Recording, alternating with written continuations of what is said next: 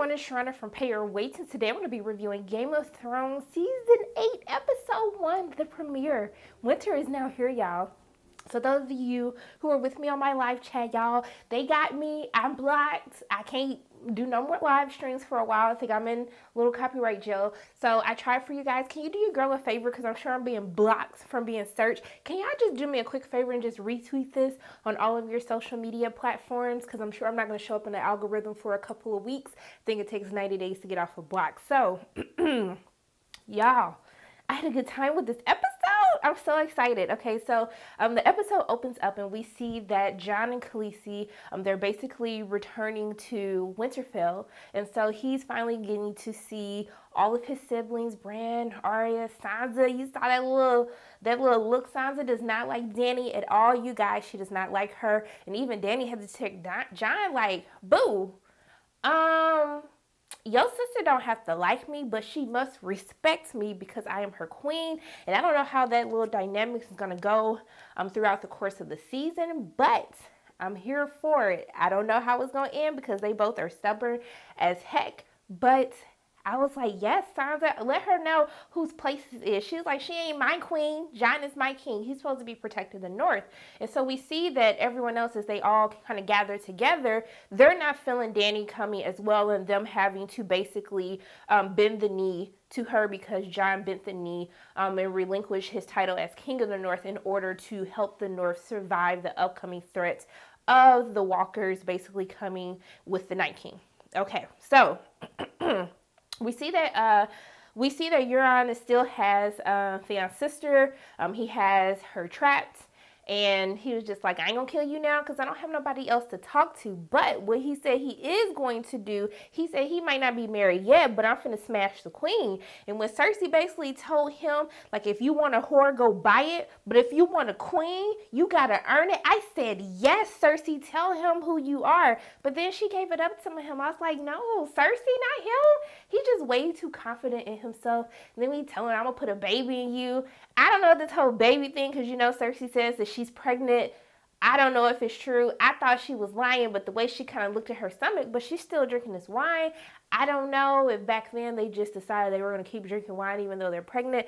Lord, who knows? But I'm still trying to figure out, is she pregnant? Is she not pregnant? But she gave it up to old dude. But she seems to take a liking to him. His arrogance, for some reason, turns her on in some way, shape, or form.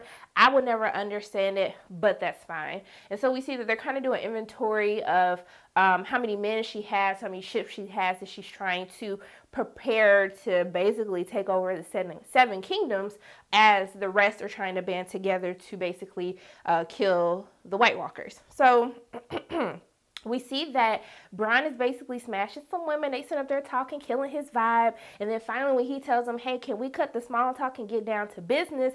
He is interrupted because Cersei has a job for him. And she basically wants him to kill her brother using the same crossbow that he used to kill their father. And I was just like, woo, Cersei is so petty, but the way that it's just so poetic how she decides to kill people, to have it give meaning, to help them understand why she wants them dead, you have to respect the woman for that because she is just the best that I've ever seen at this. And I just want to see how this plays out. This presents a huge dilemma for him because, you know, there are definitely ties on both sides, but more importantly, the bond that they had previously through everything that they went through together as well. So we see that Theon, like, he might not have no balls or nothing, but he musters some imaginary balls to basically go in and save his sister. And so while you see they're about to have a touching moment, she ends up headbutting him like, it took you this long? You did all of this being a little punk, let me get caught in the first place. But then they just get it back together. He had to stare at her for a minute like, girl, did you really just headbutt me and I came back to get you? But he understood where it came from and they good. So everything is just fine and dandy. But we see that Jon and Dany, they're spending some more quality time together. You can definitely tell that they're infatuated with one another, that she's falling even deeper in love with him. And they kind of have this cute little scene where she tells him like he can ride one of the dragons. And he's obviously scared because he's just like, man, I ain't never rode no dragon before. Like, how do you ride it? And she was like, just ride a dragon. Like, the whole playfulness between them. And if he says like what happens, and she was like, well, then it was an honor spending time with you. I just thought that whole scene was cute, how he takes her to the place where he used to hunt as a child, and she says like, you know, we can just stay here forever and nobody would know. I just thought it was so cute, and they was kissing, and the dragon's looking like, ooh, look at mama kissing her. Well, really, she kissing her nephew, but he don't know that yet. She don't know that yet. But yeah, I thought that whole scene was just absolutely adorable to watch, kind of this love story in the midst of all the just the war that is basically happening all around them, and how they're able to escape from that. And so we see that Jon and Arya share a moment with one another, and he basically tells her like Sansa doesn't like her, and then Arya actually takes up for Sansa and sides with her, and he was just like, girl, like, so you taking her side now? Like we used to be close, and now you taking her side. And so she's trying to just help him understand where they're coming from, that they have a duty to protect their family first and foremost. But Jon and Sansa, they do talk, and basically she kind of tells him that she understands what he's trying to do, but she asks him a good question. She poses a great question when she asks him, did you bend the knee for the North or because you love her? And so he kind of has this look on his face, and I'm just like, well, I don't know. Like, did you do it because of both? Because we know that emotion does kind of get the best of Jon. But, y'all, I was really shocked, okay, because I thought that they were going to wait a couple of episodes to do this, but they actually did it. But the lead up to Sam telling Jon the truth, first he meets with Dany, and so she thanks him for saving her friend. I think it's Jorah. I'm sorry, I can't remember everything right now, y'all. It's just too many emotions. And so he asks her for a pardon for the books that he stole from Citadel, and also too for stealing the family sword. And she asks who his family was, and then she has to be the one to tell him that she was responsible for murdering not only his father, but also his brother who stood by his father's side. And so that's a lot for Sam to take in. I was like, wow, like, dang, like, you didn't kill his whole little family. He didn't even know. And so Sam has to take a minute. He leaves to recruit himself, and then he runs into Bran, and Bran basically tells him, now is the time, you must tell Jon the truth. And he was like, you're his brother. And he's just like, you guys are closer. And so we see that Jon is paying his respects to his father, Ned. And then basically Sam confronts him. They have like a touching moment because it's the first time that he's seen Sam in so long. And basically Sam tells him like, did you know that she murdered my family? And he kind of just says like, you know, it was something that needed to be done, like when people disobey. But he's like, you've also spared people, and kind of like, how could you let something like this happen? But then he drops the bombshell. They decide to tell him in the season premiere, you are Aegon of Targaryen. You are the rightful king of the Seven Kingdoms. Jon looking shook. I'm looking shook. Sam looking shook. I was like, okay, thank you for doing that in the first episode, so we could just get all of that out of the way. Jon is trying to come to terms with this because he knows it's almost treasonous to even go to Dany with his information, especially due to the relationship that they have. So I'm just like, wow, how is this going to play out?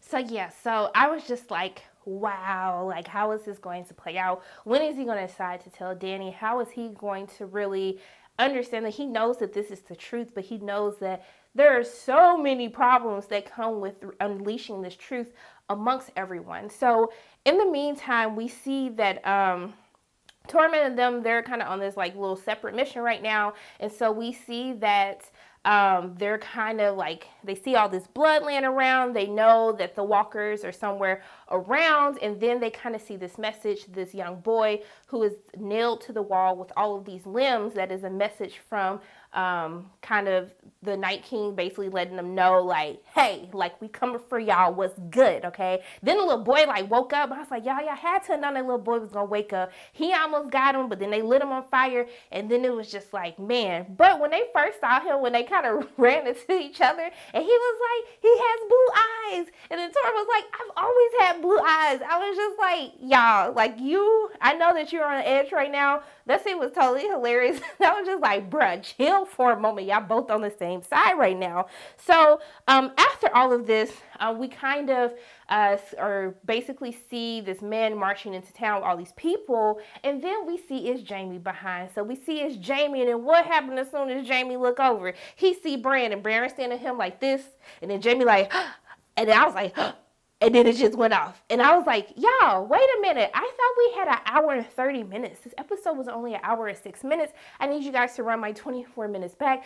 I don't understand what's happening, but this episode was everything. Can we just talk about how Dani looked in the white coat with the white? Her hair was looking good. Everybody's hair was looking good. I was just like, yes, to this hair and makeup budget, because everyone was just absolutely gorgeous to look at. But why did the Hound call Arya like a little bitch? Like, that's the only way that you could have survived, I guess. I guess that was just their happy little meeting with one another. And I guess they really should have titled this episode like the family reunion, because everyone's finally seeing one another for the first time in a long time. I mean, we spent all of last season with everyone kind of on their separate journeys, and now finally this common thread brings everyone back together. And so I thought it was very cool how they handled the meeting between Sansa and Tyrion, you know, because she kind of fled after, you know, they got married, and, you know, he like killed his daddy and stuff. And so kind of their meeting, and she kind of looking at him sideways like, so now you're the hand of the queen, like, so you sided with her, was good. It's kind of like a bit of bad blood. And then we see as Tyrion and them were kind of looking at Jon and Dany in the distance, and they're just like, the young leaders kind of push the older people away because we're the reminder that nothing good ever lasts for a long time. So I just thought that this was a great way to start off the season. I can't wait to see what else they have in store for us. I hope that they are bringing back these hour and 30-minute episodes that we were promised. But yes, I am so happy they told Jon on the first episode. I was not expecting that. I was very happy how that whole scene played out between Sam finding out what happened to his family, directly leading into his conversation with Jon. I just thought that this episode was just so well done. Okay, y'all, those are just my quick thoughts. I don't know if we're going to be doing live streams. I don't know how long I'm banned for. I'm pretty sure I'm banned for the rest of the night. But you know what? Just do me a favor, you guys. Make sure you share this video.